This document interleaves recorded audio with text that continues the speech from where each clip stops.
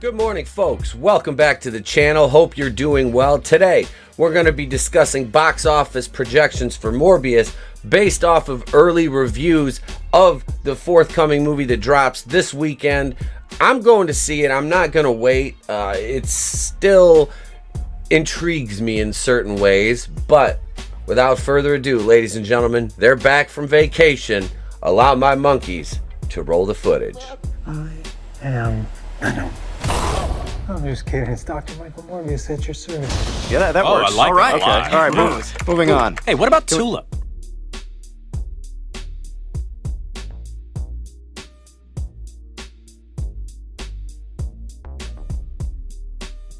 Reportedly, we're over here on the direct, ladies and gents. Sony reportedly has imminent plans for Spider-Man in the Venom franchise. Now, we know that, obviously, Venom, Spider-Man character, derivative character from Spider-Man, but very successful standalone character as well. 2 movies into a possible trilogy for Tom Hardy's Venom. Carnage. I wasn't particularly fond of the way that they handled Carnage in the Venom 2. It was seemingly contrived the way they killed him off so quickly. There wasn't a lot of chemistry between Naomi Harris and Woody Harrelson's character. There were some things that didn't work. Did I enjoy the movie? Absolutely. I still did enjoy it. I remember going to see it in the theater. Thought it was fun, despite the issues with it. But I honestly would take that over any of the Marvel movies that came out this year.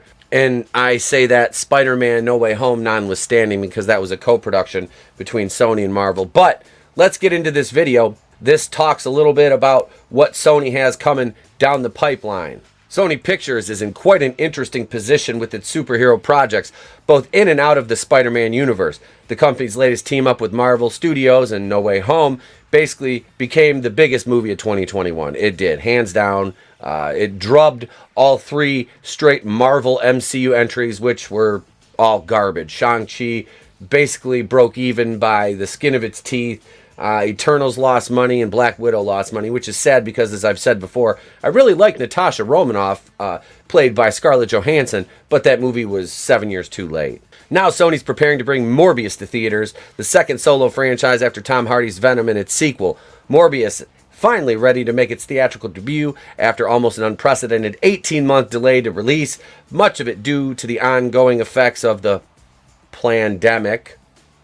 These troubles come out on top of recent struggles with reception, as many early screenings haven't yielded great results, although Sony remains optimistic for its prospects. What they're referring to is the critics' early reviews said it's a mess, said it's this. Now, I have issue with some of these reviews, and I'm in the school of thought to where they're like, a lot of these are probably straight Marvel shills. And I've seen the sentiment in the MCU stands, which are one of the most, next to Raylos, the MCU stands are the stupidest, most idiotic group of fans on the internet, period. These people that think everything that Marvel regurgitates out to them is wonderful, and it's just... It's not really the brown girls from Jersey City who save the world. You're a damn predator. All right, just get the hell out of here. I got a goddamn It's painful because if you offer any critique of it, they just and you're a bigot, and it's hilarious. I've been attacked over my Marvel opinions numerous times, and dating back to 2019, one of my first videos I almost got ratioed on with likes to dislikes, which I don't care. I think it's funny. Was right after the contract between Sony and Marvel went up, and Sony took control of Spider-Man, and I said, good, fuck Marvel, those idiots. Let them sit there and complain about, we need Spider-Man should be ours, you bullies at Sony. And it's like, no, we saw what you did with Spider-Man in the MCU, and it's shit. It's shit. You make Spider-Man out to be a bitch, and it's pathetic. He's the most popular standalone character as far as merchandise sales in the world, only seconded by Batman and Superman, and yet, little Iron Boy Jr. is what they made him out to be.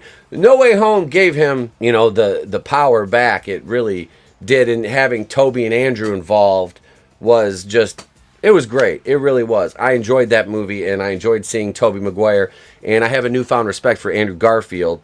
But let's get back to the article. Sony's working hard to build its own cinematic universe, holding Morbius, Venom, and other Marvel villains, although there are no signs pointing to Spider-Man's place within the story. At this point in time, however, there may be changes to that status in the near future, according to recent quotes from the company's latest director.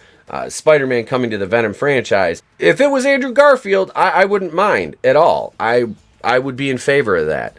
Cinema Blend spoke with Morbius director Daniel Espinosa through a Twitter thread about the potential for Spider-Man to appear in the same universe as Venom and Morbius. When asked about whether there is a Spider-Man in the Venom universe, Espinosa simply answered by saying, "Of course." Cinema Blend proceeded to ask about which Spider-Man exists in that world, to which Espinosa teased that audiences will discover that answer soon.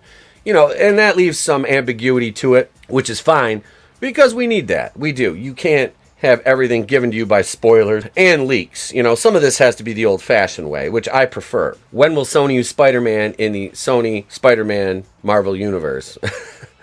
That's such a long name. Following Marvel Studios' partnership with Sony Pictures, Spider-Man has only been featured in the MCU thanks to Tom Holland's performance outside of the full trio from Spider-Man No Way Home.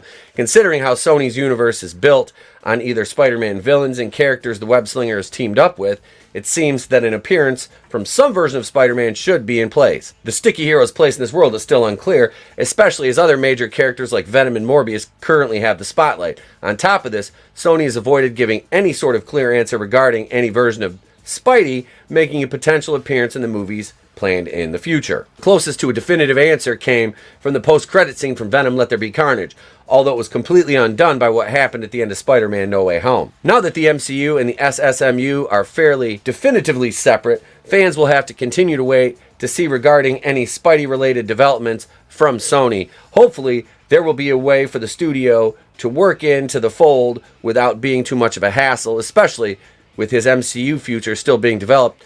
There is no way to set anything in stone. Liar! Because that article mentioned Morbius. I want to talk about this article from Screen Rant that came out last night. It said Morbius box office debut projected as lowest Spider-Man live-action movie. Morbius is a week away, and the opening weekend estimates suggest a respectable opening weekend, but also the lowest for a live-action Spider-Man film, which seems a bit disingenuous, considering you've got no Spider-Man in this movie. So I just want to kind of talk about this a little bit from this article here, and we'll talk some Morbius box office predictions. The article starts out, it says, in a report from Deadline regarding the box office success and industry impact of Spider-Man No Way Home, estimates for Morbius's opening weekend were revealed. According to Deadline's estimation, the film is expected to open at $50 million. That would make it the lowest opening weekend for a live-action Spider-Man film, but it would be above the opening weekend for Spider-Man Into the Spider-Verse, which opened at $35 million.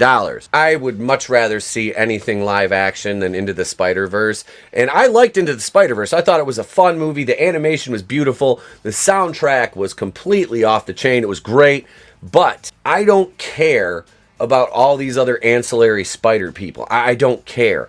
I don't need to see Spider-Gwen. Have I read Spider-Gwen comics? Do I own some? Yeah, I've got a handful of them. They're decent.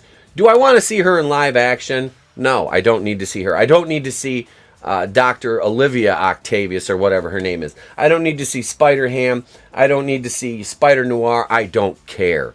They were good in that context. The second version of this, now they're talking, oh, well, Miles Morales needs to come to live action. No, we don't need token Peter Parker. We don't need token Peter Parker. We've got Spider-Man. That's the thing that I kind of see happening. But there's a caveat to that, would be them putting Miles Morales in the Sony universe. But then again, Marvel would much rather shelf Peter Parker and bring in token Spider-Man because that gives them another box checked off. And they'll probably make him trans and gay. Yes, every single thing I say offends them. Who are you calling them?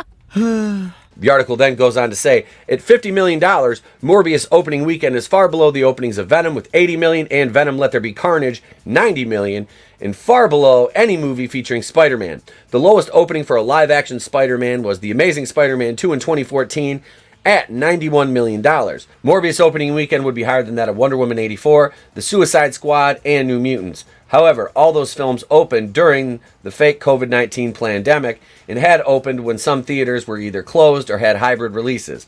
However, Morbius's opening weekend would be higher than both Birds of Prey at 33 million and X-Men Dark Phoenix at 32 million. And it's a struggle to tell you which one of those movies I hated more. You're both pieces of shit. Yeah, I can prove it mathematically. Actually, let me grab my whiteboard. Birds of Prey was a complete trash fire. That was just bad. They changed the name mid-release in the theaters so people would know what it was. And X-Men Dark Phoenix I rented before Family Video closed because my son loves the X-Men movies. And we watched it and we were both, well, he didn't really care. You know, it was flashy stuff. Me, I was sitting back going, oh.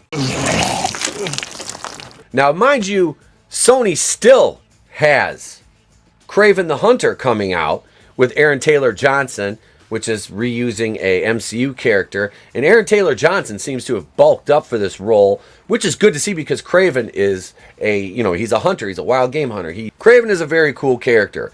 So, it remains to be seen whether they would do Kraven's Last Hunt, that story arc, but who knows what they're going to do with that. Also, we have Madam Web starring Dakota Johnson. We just did a video about Sydney Sweeney possibly being cast as Black Cat in that movie. I'll link that video in the description. You can check that out for yourself. So, Morbius opening at $50 million. This remains to be seen how it's going to go. But are you going to go see Morbius? That's my question to you. We'll probably be doing a live review of Morbius. It'll probably be solo because I don't know if any of my crew is going to go watch this one. If I was a betting man, which I'm really not, I would have to say that my best guess for where Morbius lands, its debut weekend at the box office, given there's no dual release for this. Thank goodness it's going straight to the theaters. They said the estimate was 50 million. It's tracking for right now. I'm going to go a little bit higher. I'll up the ante and I'll say between 65 and 70 million is where it'll land. We'll talk about it in our box office breakdown the Monday night after the debut weekend, though.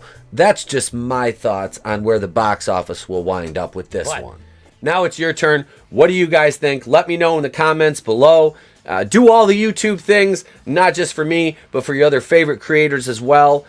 Until the next time, ladies and gentlemen, members get thanked proper at the end of the video. I'm Etepo Kuin of The Place to Be Reviews. I've been here with all of yous. If I don't see you, have a great day, a pleasant tomorrow. I'll catch you on the next one.